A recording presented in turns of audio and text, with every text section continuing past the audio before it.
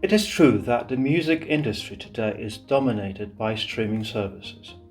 But while streaming is convenient and offers the possibility of lossless or even high-resolution material, a majority of streamers have still not reached the level of sound quality offered by the best dedicated CD players.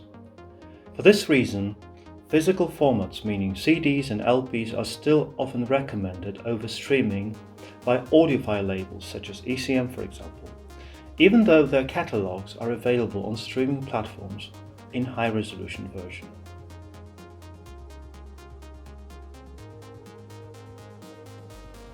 In case of CDs, we have full control over the played content. We insert the treasured disc that we want to play, making sure its quality is superb. With streaming, we have no control over the files supplied to us. I have analyzed a number of lossless files available through one of the streaming platforms and compared them to rips of CDs I owned. And in many cases, they were not identical.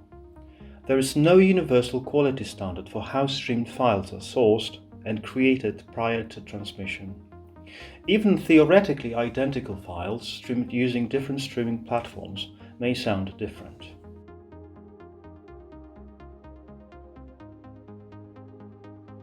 It is true that streaming catalogs are huge and still growing, but not all labels or releases are available via streaming. Things can get more tricky if you're searching for a particular master or performance of a recording. Quite often the exact one you want is not available via your streaming platform.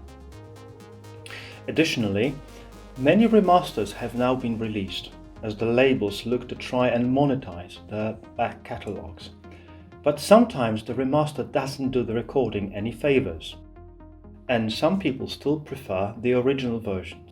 If you've bought the CD, you know you can always play the version you like, whereas streaming services will usually offer the latest release or remaster only.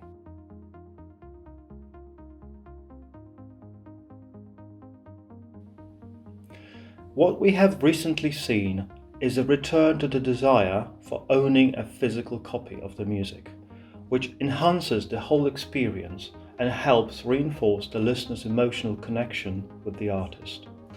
Holding a physical release in your hands with proper liner notes and artworks is an important part of the whole experience.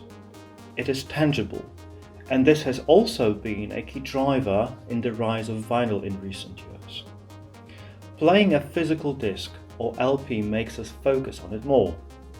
The temptation to skip to the next song or album is not that high. Obviously, the advantage of streaming in terms of new content discovery is undisputable, but many audiophiles use streaming to discover new music while still purchasing the albums they like in physical form.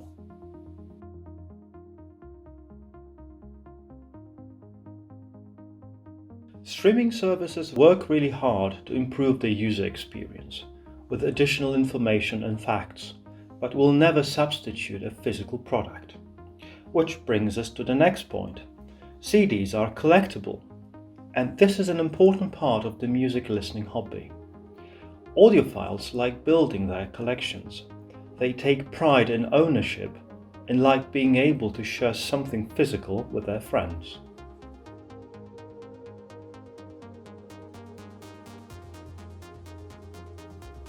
There have been numerous debates in public domain about fair pay to artists.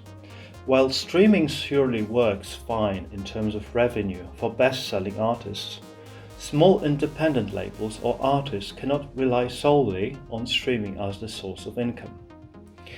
Definitely by buying CDs we support them more, as even if their music may be available via streaming, they make most of their income from selling physical media and merchandise and doing live gigs.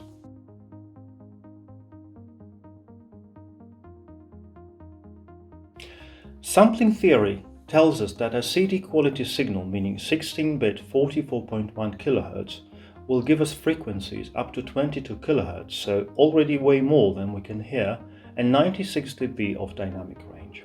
Now, 96 dB covers the range from barely audible to the level which is harmful for humans. This covers 99.9% of the music listening, which is why a CD has been the format of choice for so long. However, it's only relatively recently that we have learned to take the full benefit of what a CD can offer through advancements such as the Cyrus Server Evolution CD engine.